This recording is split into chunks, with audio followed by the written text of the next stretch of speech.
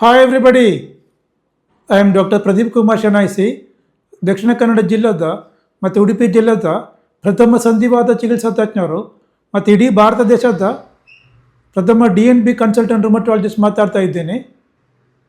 ಈ ವಿಡಿಯೋದಲ್ಲಿ ಸಂಧಿವಾತ ಅಥವಾ ರುಮಟೆಡ್ ಆರ್ಥರೈಟಿಸ್ ಮತ್ತು ಪ್ರೆಗ್ನೆನ್ಸಿ ಬಗ್ಗೆಯನ್ನು ಚರ್ಚೆ ಮಾಡೋಣ. ರುಮಟೆಡ್ ಆರ್ಥರೈಟಿಸ್ ಅಥವಾ ಸಂಧಿವಾತದ ಕಾಯಿಲೆ ಮ್ಯಾಕ್ಸಿಮಮ್ ಬರುವುದು 15ರಿಂದ 45 ವರ್ಷ ಒಳಗಡೆ. ರುಮಟೆಡ್ ಆರ್ಥರೈಟಿಸು ಇನ್ಸಿಡೆನ್ಸ್ ಮ್ಯಾಕ್ಸಿಮಮ್ ಇರೋದು 15ರಿಂದ 45 ವರ್ಷ ಒಳಗಡೆ. ಇದೇ ಏಜ್ ಗ್ರೂಪಲ್ಲಿ ಲೇಡೀಸಿಗೆ ಮದುವೆ ಆಗೋದು, ಮಗು ಹುಟ್ಟೋದೆಲ್ಲ. ಹಾಗಾಗಿ ನಾವು ಈ ಏಜ್ ಗ್ರೂಪ್ಗೆ ರಿಪ್ರೊಡಕ್ಟಿವ್ ಏಜ್ ಗ್ರೂಪ್ ಅಂತ ಕರೆಯೋದು.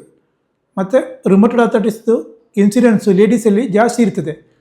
ಮೇಲ್ ಇಸ್ಟು ಫೀಮೇಲ್ ರೇಷಿಯೋ ರುಮಟೆಡ್ ಆರ್ಥರೈಟಿಸಲ್ಲಿ 1:3. 3 ಲೇಡೀಸಿಗೆ ಕಾಯಿಲೆ ಬರುವಾಗ ಒಬ್ಬರು ಜಂಟ್ರಿಗೆ ಈ ಕಾಯಿಲೆ ಬರ್ತದೆ.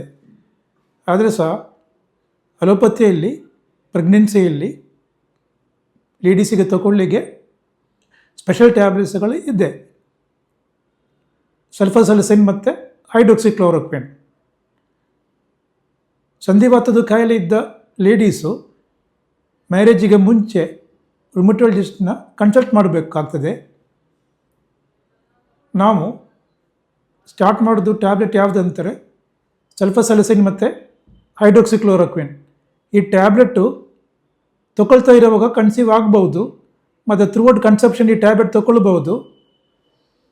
ಮತ್ತು ಡೆಲಿವರಿ ಆದ ನಂತರ ಬ್ರೆಸ್ಟ್ ಫೀಡಿಂಗ್ ಮಾಡುವಾಗ ಸಹ ಈ ಟ್ಯಾಬ್ಲೆಟ್ ತಗೊಳ್ಬೋದು, ಏನು ತೊಂದರೆ ಇಲ್ಲ.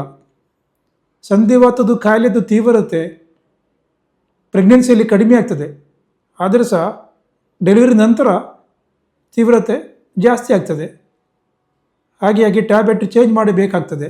ಆದರೂ ಸಹ ಬ್ರೆಸ್ಟ್ ಫೀಡಿಂಗ್ ಮಾಡ್ತಾ ಇರುವಾಗ ಚೇಂಜ್ ಮಾಡಲಿಕ್ಕೆ ಆಗೋದಿಲ್ಲ. ಥ್ರೂಔಟ್ ಬ್ರೆಸ್ಟ್ ಫೀಡಿಂಗ್ ಅಂದರೆ 1 to 2 years ನಾವು ಸಲ್ಫಾಸಲಿಸಿನ್ ಮತ್ತು ಹೈಡ್ರೋಕ್ಸಿಕ್ಲೋರೋಕ್ವಿನ್ ಮುಂದುವರಿಸಬೇಕಾಗ್ತದೆ. 1 to 2 ವರ್ಷ ನಂತರ ನಾವು ಟ್ಯಾಬ್ಲೆಟ್ ಚೇಂಜ್ ಮಾಡ್ತೀವಿ. ಮಿಥೋಟ್ರೆಕ್ಸೇಟ್, ಹೈಡ್ರೋಕ್ಸಿಕ್ಲೋರೋಕ್ವಿನ್, ಲೆಫ್ಲುನಮೈಡ್ ಮತ್ತು ಟೊಫಾಸೆಟಿನಿಬ್ ಸ್ಟಾರ್ಟ್ ಮಾಡ್ತೀವಿ. ಈ ಟೈಮಲ್ಲಿ ಬ್ರೆಸ್ಟ್ ಫೀಡಿಂಗ್ ನಿಲ್ಲಿಸ್ಬಿಡಿಸ್ಬೇಕು. ಕೆಲವು ಪೇಷಂಟ್ಸು ನನ್ನ ಹತ್ರ ಬರುವಾಗ ಆಲ್ರೆಡಿ ಮಿಥೋಟ್ರೆಕ್ಸೇಟು, ಹೈಡ್ರೋಕ್ಸಿಕ್ಲೋರೋಕ್ವಿನ್, ಲೆಫ್ಲುನಮೈಡ್ ಮತ್ತು ಟೊಫಾಸೆಟಿನಿಬ್ ತೊಗೊಂಡಿರ್ತಾರೆ. ಅವರಿಗೆ ನಾನು ಈ ಟ್ಯಾಬ್ಲೆಟ್ನ ನಿಲ್ಲಿಸಿ ಲೆಫ್ಲುನಮೈಡ್, ಕೋಲಿಸ್ಟೋರಿಯಮನ್ನು ಉಪಯೋಗಿಸಿ ವಾಶ್ಔಟ್ ಮಾಡಿ 2 ತಿಂಗಳ ನಂತರ ಕನ್ಸೀವ್ ಆಗಲಿಕ್ಕೆ ಅಡ್ವೈಸ್ ಕೊಡ್ತೀನಿ. ಸೊ ಸಂಧಿವಾತದ ಕಾಯಿಲೆ ಇದ್ದವರು ಸಹ ಮದುವೆ ಮಾಡಿಕೊಳ್ಬೋದು, ಪ್ರೆಗ್ನೆಂಟ್ ಆಗ್ಬೋದು, ಮಕ್ಕಳು ಹುಟ್ಟಿಸ್ಬೋದು, ಏನು ತೊಂದರೆ ಇಲ್ಲ. ಪ್ರತಿಯೊಂದು ಸ್ಟೇಜಲ್ಲಿ ಟ್ಯಾಬ್ಲೆಟ್ ನಾವು ಚೇಂಜ್ ಮಾಡಿ ಕೊಡ್ತೀವಿ. ಹಾಗಾಗಿ ಸಂಧಿವಾತದ ಕಾಯಿಲೆ ಇದೆ ಅಂತ ಅಂದ್ಕೊಂಡು ನೀವು ಮದುವೆ ಮಾಡೋದಿಲ್ಲ ಅಂತ ಆಲೋಚನೆ ಮಾಡೋದು ಬೇಡ. ನೀವು ಒಬ್ಬರು ರುಮಟಾಲಜಿಸ್ಟ್ನ ಕನ್ಸಲ್ಟ್ ಮಾಡಿದರೆ ಸಾಕು. ನನ್ನನ್ನು ಕನ್ಸಲ್ಟ್ ಮಾಡಲಿಕ್ಕೆ ನೀವು ಅತ್ತಾವರ್ KIMS ಎದುರುಗಡೆ ಇದ್ದ ಅಮೃತ ಸೆಂಟರ್ ಫಾರ್ ರುಮ್ಯಾಟಿಕ್ ಡಿಸೀಸ್ಗೆ ಬಂದರೆ ಸಾಕು. Thank you. ಎಲ್ರಿಗೆ ಧನ್ಯವಾದಗಳು.